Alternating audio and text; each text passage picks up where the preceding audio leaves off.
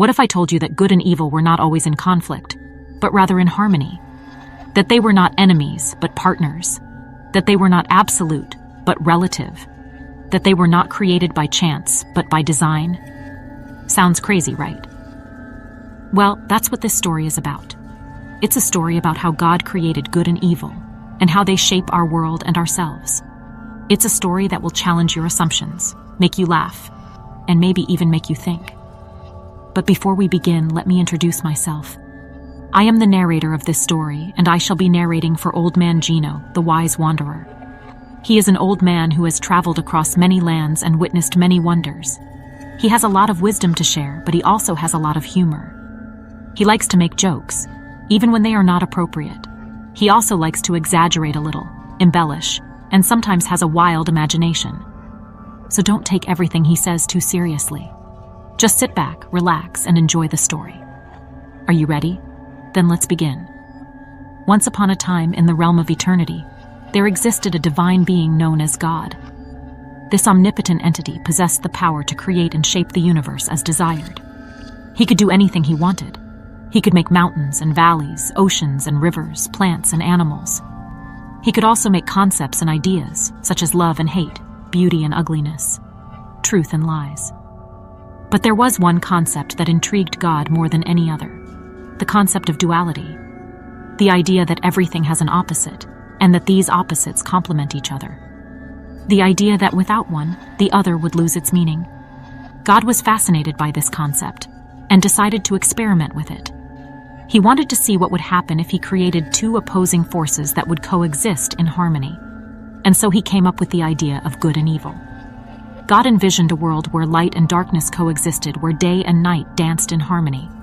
To bring this vision to life, God created two celestial entities, the sun and the moon. The sun represented all that was good, radiating warmth, light, and life upon the earth. The sun was bright, cheerful, and generous. It gave life to all living beings and made them happy.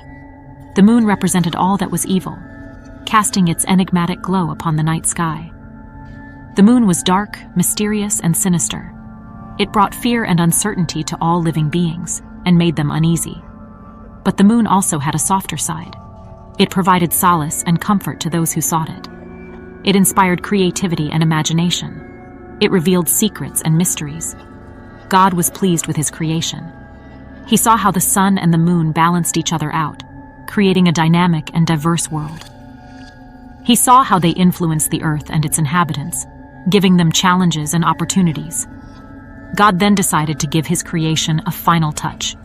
He wanted to make it more interesting and unpredictable. He wanted to give his creatures the freedom to choose between good and evil. And so, God bestowed upon humanity the gift of choice, the ability to discern between good and evil. Each individual possessed an inherent capacity for both virtue and vice. It was through their actions that they would shape their destiny. God gave humanity this gift, hoping that they would use it wisely. He hoped that they would learn from their mistakes and grow from their experiences. He hoped that they would find their own balance between good and evil. But God also knew that this gift came with a risk. He knew that some people would abuse it and cause harm to themselves and others. He knew that some people would be corrupted by evil and lose sight of good. God accepted this risk, for he believed in his creation. He believed that humanity had the potential to achieve great things if they followed their conscience. He believed that humanity could overcome evil if they united in good. And so, God left his creation to its own devices, watching over it with interest and compassion. He did not interfere with human affairs, unless absolutely necessary. He did not judge or punish human actions unless absolutely deserved. He simply observed and waited. And that is how God created good and evil, according to Old Man Gino's story. A story that reminds us of the delicate balance that exists within ourselves and in the world around us. But is this story true? Did God really create good and evil? Or are they just human constructs? And if so, what does that say about us? That is the question that Old Man Gino leaves you with. A question that will make you think and wonder.